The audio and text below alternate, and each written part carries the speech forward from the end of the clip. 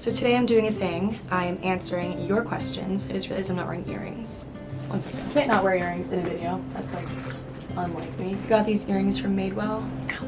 Oh, greetings internet, it's Katie, and today on my channel I'm going to be answering your questions. I haven't looked at any of these yet because I was a busy bee earlier today, but I asked on Instagram for you guys to ask me questions. Q&A question: how do you forgive yourself for making decisions that you regret? Whether that be with guys in college or anything else. My short answer to this question is, you did this thing, you regret it. In the moment of what you were doing, if you were truly, enjoying it, if you were happy, if it was something that you wanted to do at the time, then, you can't beat yourself up for doing something that you wanted to do in that moment. Ultimately, it was something that version of yourself wanted to do. And so, you gotta let that version of yourself have it. It's, in the past, it's their doing. You kind of have to think of yourself as like two different people sometimes. And, it was either love in the romantic sense or a lesson. And I say this often, it was either something that turned into something good or that was very fulfilling for you, or something that's lasting, or is something that is going to teach you one hell of a lesson and it's going to prevent you from doing that thing again, hopefully. I think, you can fuck up, you can mess up, but if you repeat the same mistake over and over again, then, there's no one to blame but yourself. It's one of those things where it's like you had to have tried for something. If you made a mistake, you had to have like literally tried for something, done something, instead of just sitting back and letting life happen to you. So it can be honestly a good thing when you make mistakes, because it shows in your character that you tried for something. So we can't beat ourselves up for that, because honestly, uncomfortable situations is what makes us grow as people, as humans. If you were comfortable your whole life, you're just gonna stay rooted in the same spot and you're not going anywhere. Yeah, a lot of you guys are asking me about post-grad. Sarah Roberts, how to not freak out about post-grad life. I think the important thing to remember and consider about post-grad is after you graduate, certainly it's different for everyone in their various, economic and just living situations with their families and such, but I think, it's important to remember that you don't have to have it all figured out the day after graduation. Like, you don't have to suddenly, swing into gear as soon as you graduate and get a bomb job. Like, you don't have to rush into things like that. Like, certainly, some people need to get a job and need to do things like that, but if you don't have to, just relax a little bit and just process things. Process the last 4 years. Think about what you actually want to do, and don't rush into a career that isn't right for you just because you feel like you need to fill that, time, that space in your life with something that's extremely strenuous and extremely just rushed. I know it's easier said than done because a lot of people are worried about what other people will think of them,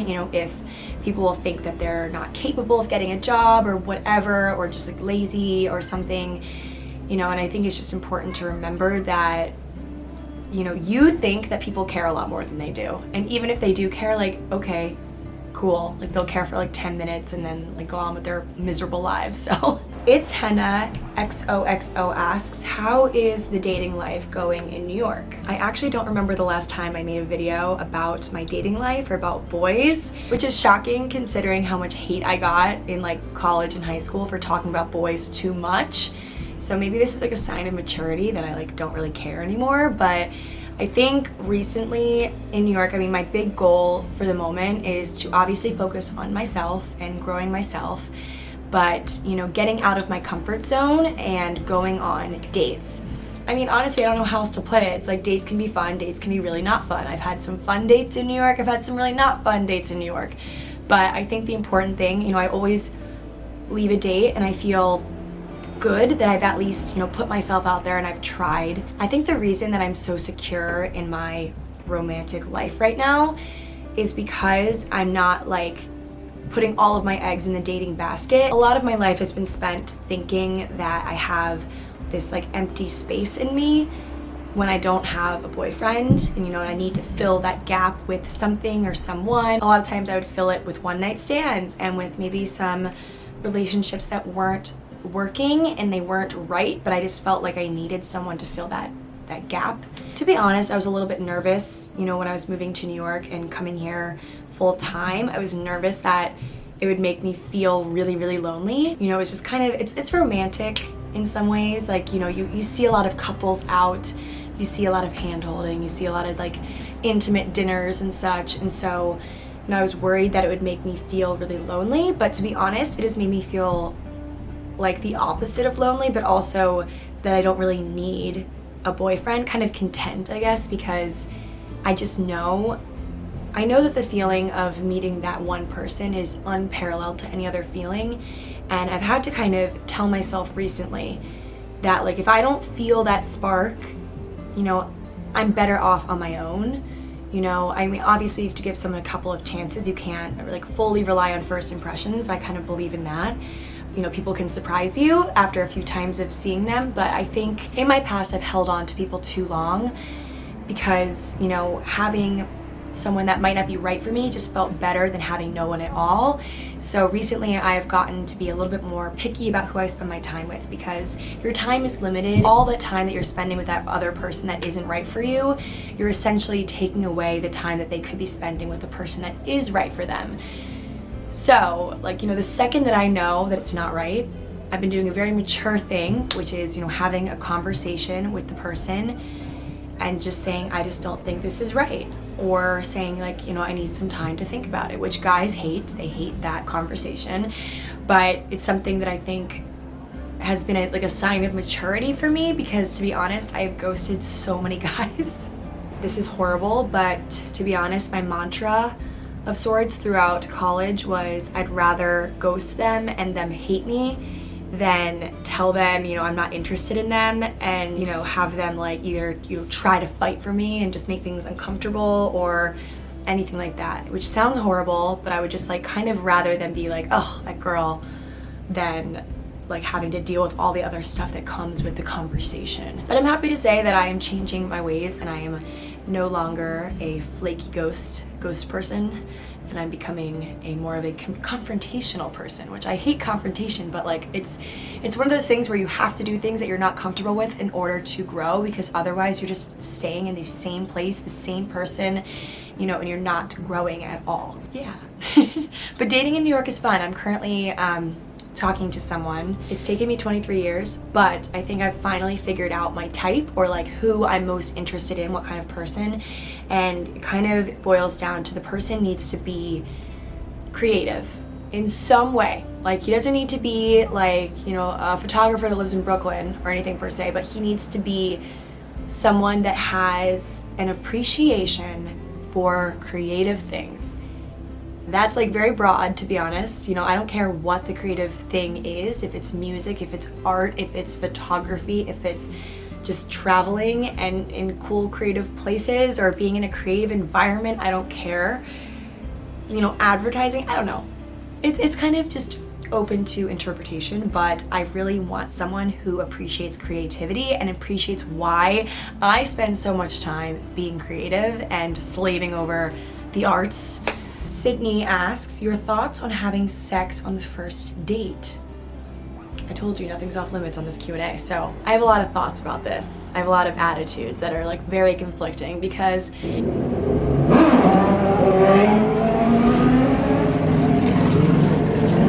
wow, that guy has a big, not gonna say it, but you know what I was gonna say. I don't think you're less of a person if you hook up with someone and, you know, have sex on the first date. I don't think you're less of a person. I don't think your relationship isn't gonna go anywhere, you know, per se. I think it honestly all depends on you and what you're comfortable with. Personally, I have been, you know, going with the approach of waiting, because it, you know, is a testament of whether or not this guy is going to wait, you know, going to be there for the long haul situation.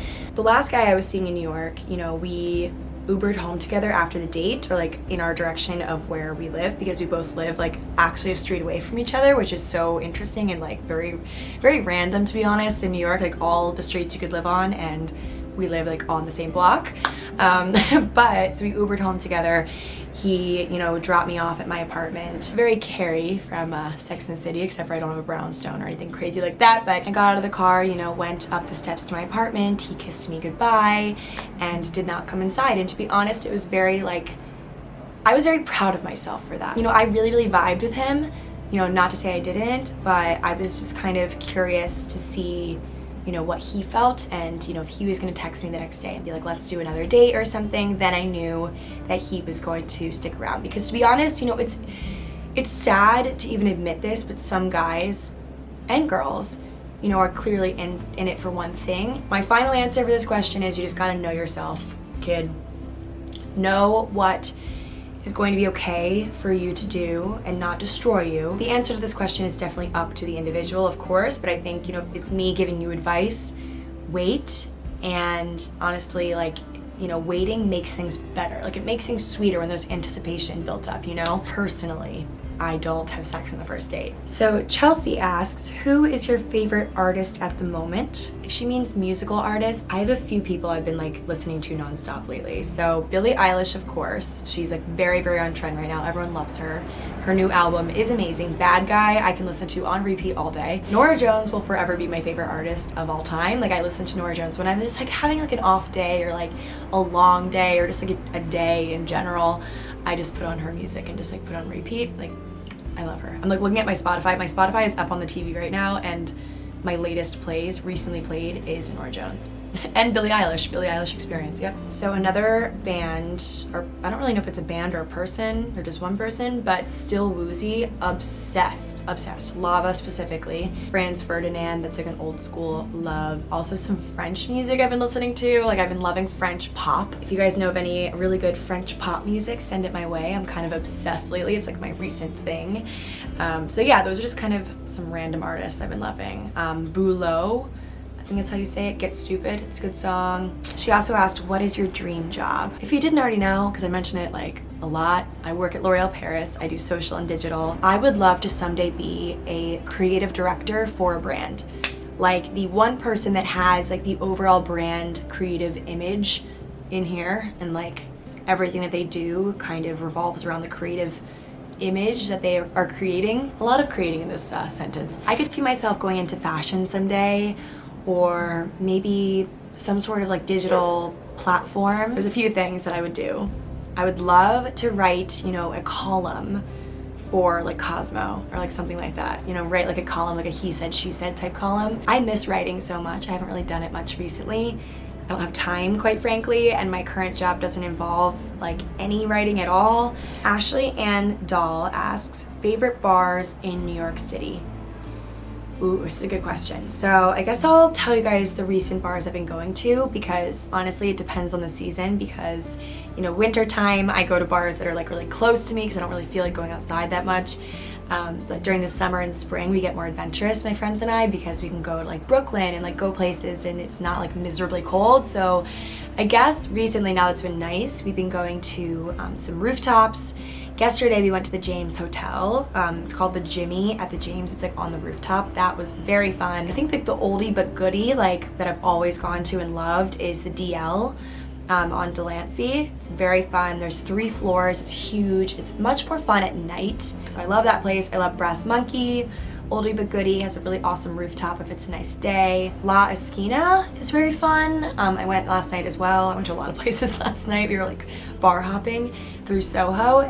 Very fun place. It's honestly, it's one of those places where celebrities go, like low key. Very fun, very good like late night spot.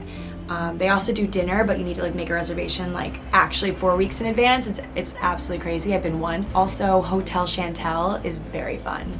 It's huge. La Esquina is on the smaller side. Hotel Chantel is huge. It's like 3 floors, has like really awesome rooftop vibes. I'm like forgetting where I go. Like, where do I go out?